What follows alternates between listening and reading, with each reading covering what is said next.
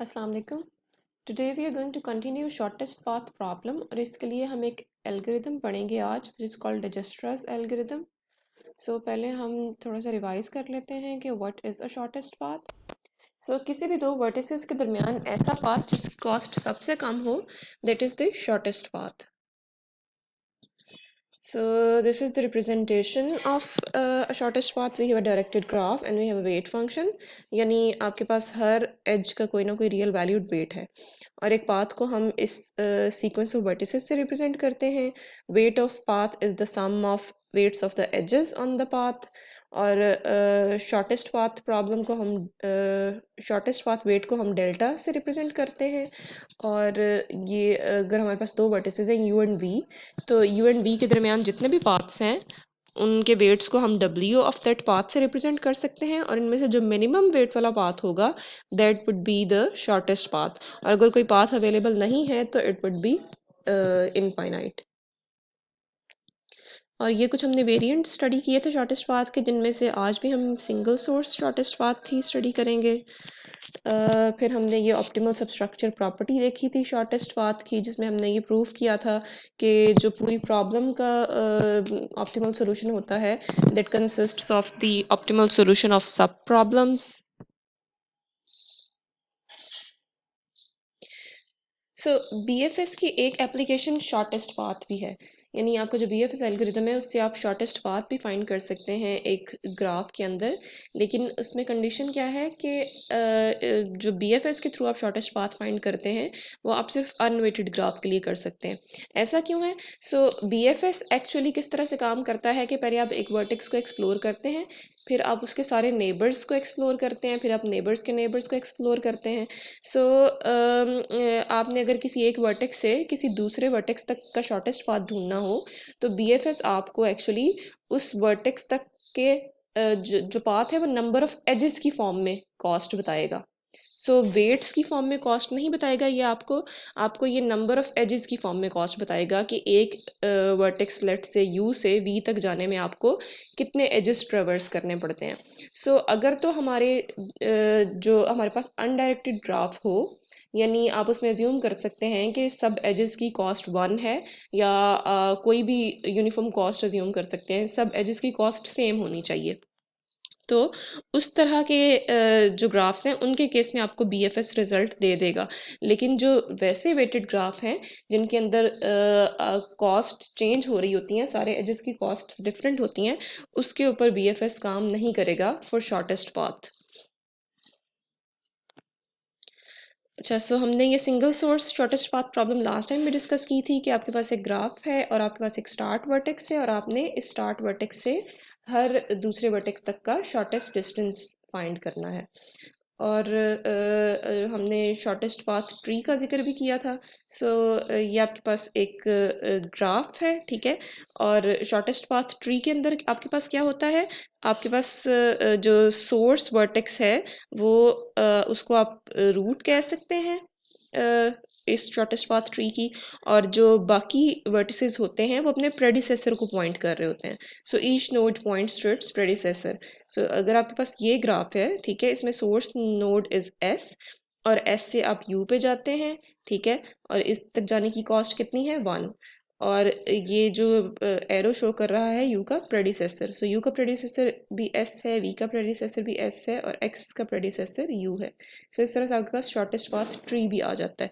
BFS में भी आपके पास एक ट्री आता है जिसको हम बीएफएस स्पैनिंग ट्री बोलते हैं और ये जो शॉर्टेस्ट पाथ वाली प्रॉब्लम है इसके अंदर हमारे पास ये शॉर्टेस्ट पाथ ट्री आता है। और ये हमारी कुछ प्रॉपर्टीज़ हैं जो हमने लास्ट टाइम डिस्कस की थी, इनको हम थोड़ा सा रिकैप कर लेते हैं इनकी। सो सबसे पहली प्रॉपर्टी हमारे पास जो है that is triangle in equality property.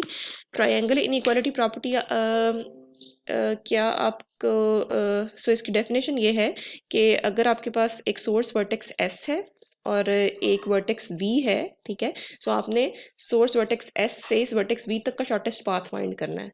सो हो सकता है कि ये एक वर्टेक्स यू के थ्रू गुजरता हो ये पाथ, ठीक है, जिसमें यू जो है वो सेकंड लास्ट वर्टेक्स होगा उस पाथ का, ठीक है। सो उस केस में क्या होगा, delta S comma V would be equal to delta S comma U, ठीक है, यू तक का शॉर्टेस्ट पाथ और weight of this last edge इसके इक्वल होगा, या हो सकता है कि इससे कोई बेहतर पाथ अवेलेबल हो, ठीक है, उस केस में फिर डेल्टा एस कॉमा वी क्या होगा, less than delta S comma U plus weight of U V. So this is triangle inequality property. फिर हमने इनिशियलाइजेशन रूटीन डिस्कस की थी, जिसमें हमने कहा था कि हम डी ऑफ वी को फॉर एवरी वर्टेक्स हम डी ऑफ वी जो कि हमारा डिस्टेंस एस्टिमेट है उसको हम इनफाइनाइट वैल्यू से इनिशियलाइज करा देते हैं और हर एक के प्रेडिसेसर को नील कर देते हैं। फिर हम स्टार्टिंग वर्टेक्स का जो डी है उसको ज़ीरो कर देते हैं, क्योंकि स्टार्टिंग वर्टेक्स से स्टार्टिंग वर्टेक्स तक जाने के लिए आपको ज़ीरो डिस्टेंस कवर करना पड़ता है। और ये जो डी ऑफ वी है, this is the shortest path weight estimate and it is the upper bound on delta S comma V. फिर इसके अलावा हमने रिलैक्सेशन का कॉन्सेप्ट डिस्कस किया था कि रिलैक्सिंग एन एज का मतलब है कि हम ये चेक कर रहे होते हैं कि हमने अभी तक जो पाथ फाइंड किया है इस वर्टेक्स तक, सो ये जो वर्टेक्स वी है इस तक जो हमने अभी तक पाथ फाइंड किया है क्या हम उसको इम्प्रूव कर सकते हैं अगर हम ये यू वाला पाथ फॉलो करें। सो ये हम चेक करते हैं, अगर हम इम्प्रूव कर सकते हो तो हम इसको अपडेट कर देते हैं, अगर इम्प्रूव ना कर सकते हो तो हम इसको वही रहने देते हैं जो ये प्रीवियस वैल्यू होती है। सो जैसे यहाँ पे आपके पास वी तक का डिस्टेंस अभी 9 है और अगर आप यू वाला पाथ फॉलो कर लें तो 5 + 2 बिकम्स 7, ठीक है, तो ये वाला पाथ बेहतर है। तो आप इस यू वी एज को रिलैक्स कर देंगे और वी तक का जो डिस्टेंस है वो अपडेट हो जाएगा। और ये दूसरा केस है जिसमें आपको इसको अपडेट करने की ज़रूरत नहीं पड़ती क्योंकि वी तक का ऑलरेडी डिस्टेंस 6 है और अगर आप ये वाला पाथ फॉलो करें तो दिस बिकम्स 5 + 2 7। सो ये वाला जो पाथ है जो एस से यू तक जा रहा है this is a better path. और यहाँ पे हमारी जो ट्रायंगल इनइक्वालिटी प्रॉपर्टी है वो होल्ड करती है for D. So after relaxation, जैसे ही हम रिलैक्सेशन करते हैं तो डी की वैल्यू डी वी की वैल्यू उसके बाद या तो लेस होगी या इक्वल होगी D U plus W U V के। So this is the relaxation technique routine. फिर इसके बाद हमने कुछ प्रॉपर्टीज डिस्कस की थी रिलैक्सेशन की, क्योंकि हमारे जो एल्गोरिदम्स हैं वो डिफर करते हैं एक दूसरे से depending upon how many times we relax each edge and in what order do we relax the edges. So these are the properties of relaxation. So पहली क्या है कि immediately after relaxing the edge dv becomes less than or equal to du plus wuv, ये हम last example से देख चुके हैं। फिर हमारे पास लेमा 3 क्या है, for any sequence of relaxation steps over e the invariant dv greater than equal to delta sv is maintained, क्योंकि dv जो है वो अपर बाउंड है डेल्टा sv की, तो ये through out the sequence of relaxation ये इनवेरिएंट मेंटेन्ड रहता है। और दूसरा इसका पार्ट क्या है कि once DV achieves its lower bound it never changes. So एक दफ़ा जब डीवी ने अपनी लोअर बाउंड अचीव कर लिया उसके बाद वो चेंज नहीं होता, तो इसकी लोअर बाउंड क्या है डेल्टा एस वी। इसके बाद ना ये इंक्रीज होगा ना ये डिक्रीज होगा, इसके इक्वल रहेगा। और जो हमारी फाइनल और सबसे इम्पॉर्टेंट प्रॉपर्टी है दैट इज़ कि अगर हमने एस से वी तक जाना है, ठीक है, और उसके लिए हम एक वर्टेक्स यू के थ्रू गुजरते हैं, ठीक है, U is the second last vertex on this path. So अगर हमने एस से यू तक का शॉर्टेस्ट पाथ फाइंड कर लिया है और उसके बाद हम इस एज को यू और वी वाले एज को रिलैक्स कर दें तो हमारे पास वी तक का शॉर्टेस्ट पाथ आ जाएगा। So this is our lemma 4।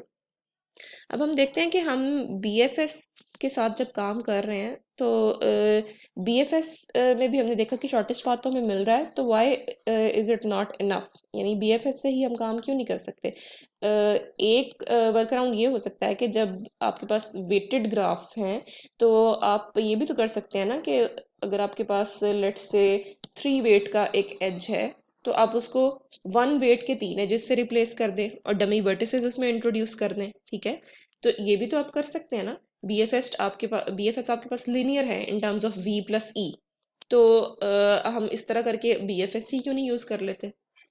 सो इसमें प्रॉब्लम ये आएगी कि BFS is linear in terms of V plus E, लेकिन अगर आप वी और ई को बहुत ज़्यादा लार्ज कर देंगे तो again the graph will blow up और आपकी कॉस्ट फिर बहुत ज़्यादा हो जाएगी।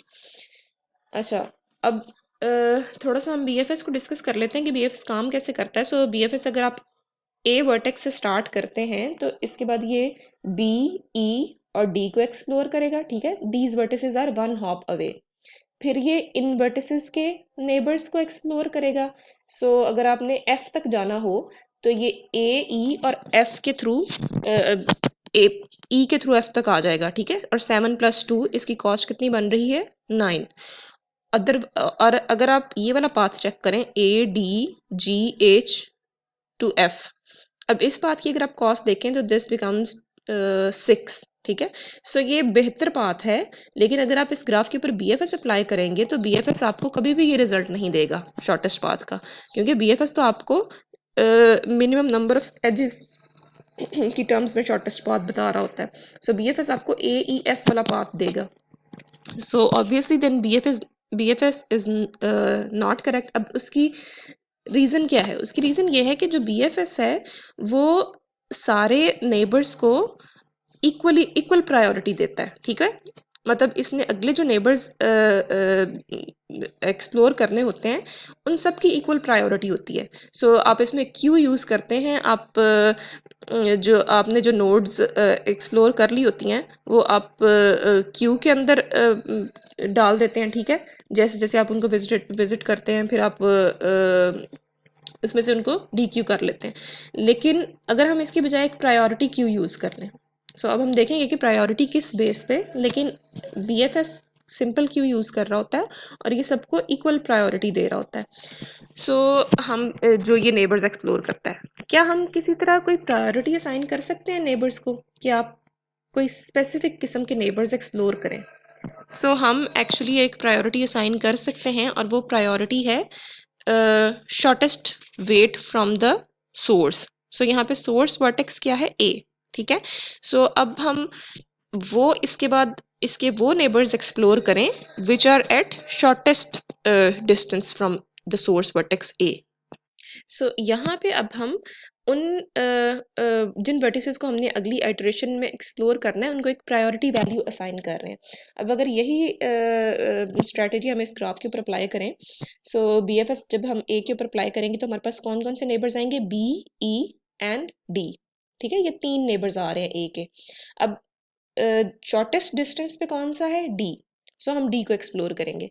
डी के नेबर्स हमारे पास कौन कौन से हैं, जी एंड एच, ठीक है। सो अब इनमें से शॉर्टेस्ट डिस्टेंस पे कौन सा है हमारे सोर्स वर्टेक्स से। सो आपने हमेशा सोर्स वर्टेक्स से शॉर्टेस्ट डिस्टेंस चेक करना है। सो इनमें से जो सोर्स वर्टेक्स से शॉर्टेस्ट पाथ पे है दैट इज जी, इसका पाथ वेट हमारे पास 3 बनता है और एच का पाथ हमारे पास 2+4 दैट इज 6, ठीक है। सो इसके बाद आप जी के नेबर्स को एक्सप्लोर करें। जी का नेबर कौन सा है, एच। सो एक ही नेबर है, ठीक है, तो आप इसी को एक्सप्लोर करेंगे। फिर इसके बाद आपके पास एच के कौन कौन से नेबर्स बनते हैं, ई और एफ। और इनमें से सोर्स वर्टेक्स से शॉर्टेस्ट डिस्टेंस पे कौन सा वर्टेक्स है, एफ, ठीक है। सो अब जब हम इस तरह से काम करते हैं तो हमारे पास जो एफ तक का पाथ है, जो शॉर्टेस्ट पाथ बन रहा है वो A D G H F बन रहा है, जो कि एक्चुअल और करेक्ट शॉर्टेस्ट पाथ है। सो अब ये हमारी एक ग्रिडी स्ट्रेटजी ही है, क्योंकि हम हर आइटरेशन के अंदर वो वर्टेक्स सेलेक्ट कर रहे हैं जो हमारे सोर्स से शॉर्टेस्ट डिस्टेंस पे हो। सो शुरू में हम एज्यूम क्या करेंगे कि हम जब अपना एल्गोरिथम बनाएंगे कि every node is infinitely far away from the source, ठीक है। यानी हम कहते हैं कि जी infinite miles away from the source except the source itself which is 0 miles away. अब हम एक similar to breadth first approach use कर रहे हैं, लेकिन बस अब हम ये कर रहे हैं कि हम जो अगली नोड सेलेक्ट कर रहे हैं वो सिलेक्ट कर रहे हैं, उसको प्रायोरिटी असाइन कर रहे हैं based on the distance from the source vertex. So और जब हम एक और चीज़ अब अपने एल्गोरिथम में हम ऐड कर देखेंगे कि जब हम एक वर्टेक्स सिलेक्ट कर लेंगे, जैसे यहाँ पे हम हर आइटरेशन के अंदर एक ऐसा वर्टेक्स सिलेक्ट कर लेते हैं which is at shortest distance from source vertex, उसके बाद हम उसके एजेस को रिलैक्स करेंगे। सो ये चीज़ हम अपने एग्जाम्पल में भी देखेंगे। This is the complete intuition behind Dijkstra's algorithm. So शुरू में हम इनफाइनाइट वैल्यू दे देंगे, ठीक है। फिर उसके बाद हम पहले 1 हॉप अवे जो वर्टिसेस हैं वो पहले फाइंड करेंगे, फिर उनमें से हम चूज करेंगे which is less distance away, ठीक है। फिर 2 हॉप्स 3 हॉप्स इस तरह से करके हम ये पूरा एल्गोरिथम देखेंगे।